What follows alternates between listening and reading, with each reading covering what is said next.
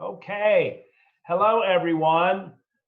Today I'm joined by Carrilyn, one of our amazing Bright Futures Academy students.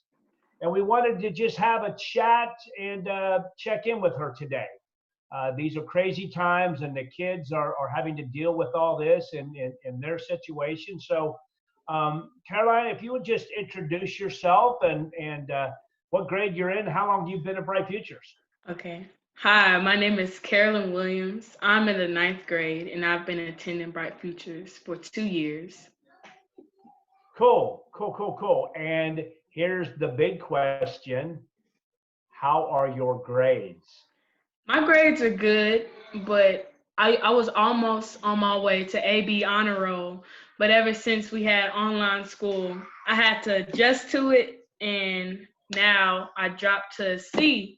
So I have to work even harder to get those grades up.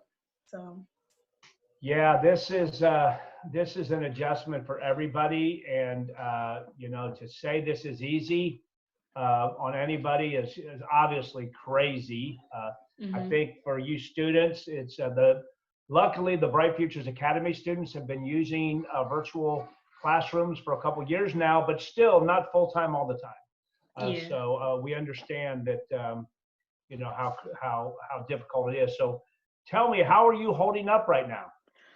Um as school wise or at home?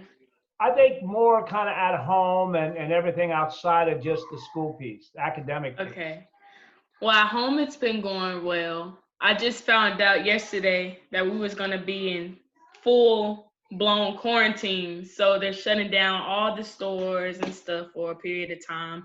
So we went out to get all the stuff. It's going well. I have been working out a lot lately, so I won't adjust to being so lazy.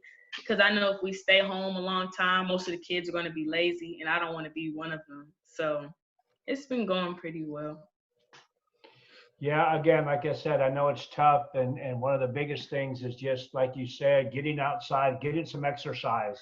Mhm. That's one of the biggest things right now. I think we're going to find out that this is going to be a big, a big thing that's going to come up down the road is the fact that people have lost their time, or not so much their time, but their ability in some Yeah. aspects to work out, get exercise, and I think that could have long-term effects on us. So, again, we have to take charge of ourselves, right?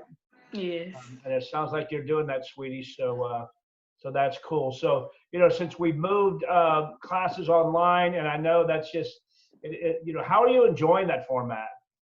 Well, it has its ups and its downs. I'm really enjoying how I don't have such a distraction since I'm like the only one.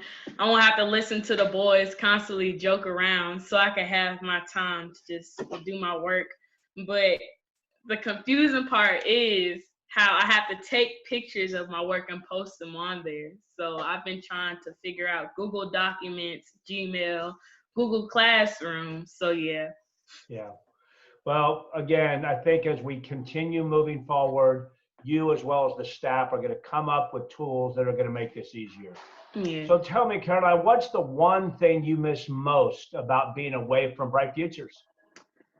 You guys, I miss having like after school where we would do workout or have praise and worship with everybody and we can connect and pray together.